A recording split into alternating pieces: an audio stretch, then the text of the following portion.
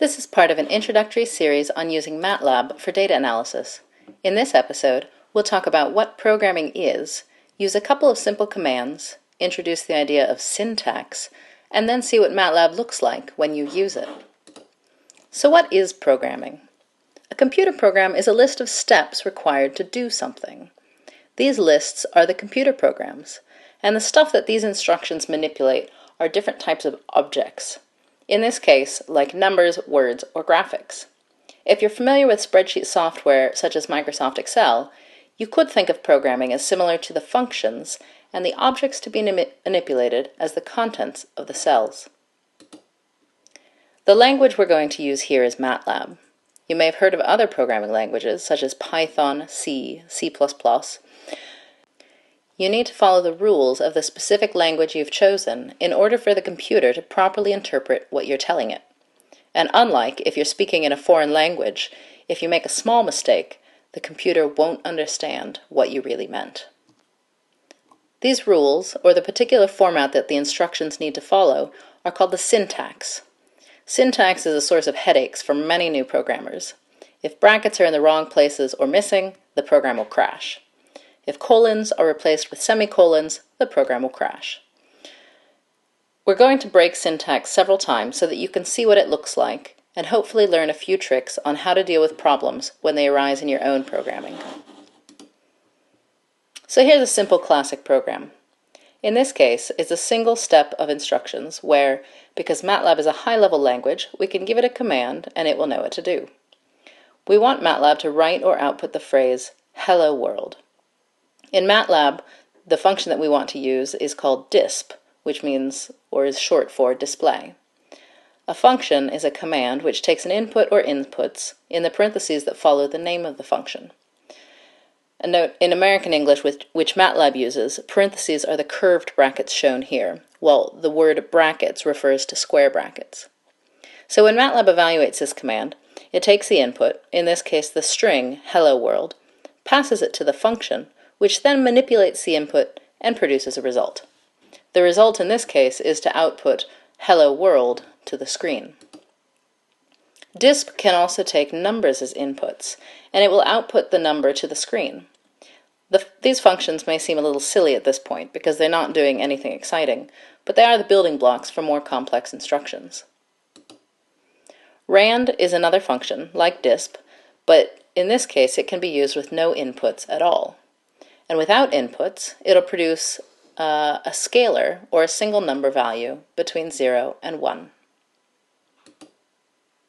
So disp and rand were functions. Matlab also has operators. Operators like functions, but they tend to be very basic and include things you might find on a calculator, like arithmetic. In this case, Matlab is going to execute the 10 times 3 and will write 30 to the screen. It's worth pointing out that Matlab doesn't execute from left to right, but instead inside to outside, just like arithmetic with parentheses or brackets. So when there are brackets or parentheses, Matlab will start inside the innermost parentheses and work outwards. Okay, let's do something more complex with the disp function. Perhaps we'd like to print the result of a calculation to the screen. To display the product of a constant number, in this case 10, and a random number in the range of 0 to 1, we can use the command shown here, disp of 10 times rand. Several things are now happening in one line. Matlab starts inside the parentheses. Inside the parentheses, it finds an operation, 10 times rand, and it needs to first execute the command rand to produce the random number between 0 and 1. It then takes the result of this execution and passes it to the operator times, where Matlab then multiplies the result of the execution by 10. And finally, it'll take the result of this operation and pass it to the function disp, which will then display it to the screen. So the end result, in this case, would be to print a random number between 0 and 10 to the screen. So those were some basic commands in Matlab. But what does it really look like when you use Matlab on a computer? Here's the Matlab interface, which is what you see when you open Matlab. There are a few windows which can be rearranged as you like. In this case, I've set it up with the command window on the right, and the command window is the one where you can create and manipulate variables at the command line, and the command line is given by those two little right-pointing carrots or arrows. Programs, including scripts or functions, can be written and edited in the editor. The editor for Matlab is a little bit like Microsoft Word in that you can edit something that looks like a text document, but Matlab will then execute the commands in the order that you've written them. As we saw before, Matlab has built-in functions like disp, which it knows how to evaluate, but you can also write your own functions or scripts, and these can be called from inside other functions or from the Matlab command line.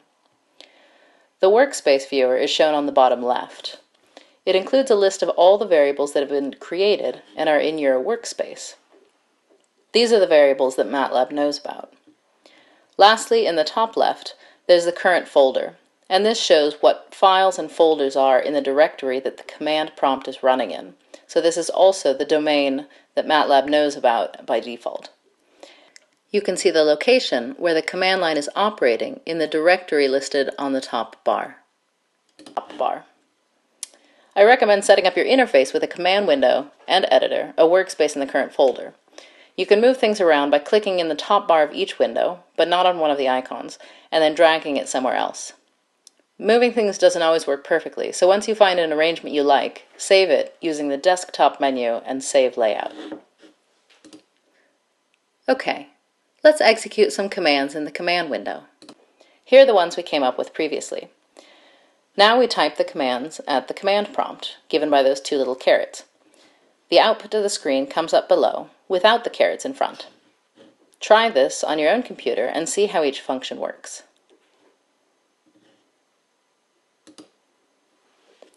Before we get into anything more complicated, let's take a look at what happens when Matlab doesn't like what you've told it to do. So this is what it looks like when Matlab can't process the instructions you've given. Here we've written disp and then hello world, almost like before, but something's missing. What you get is a red error message with a little vertical line that tries to tell you where the error occurred and some text telling you what type it is. This is a syntax error.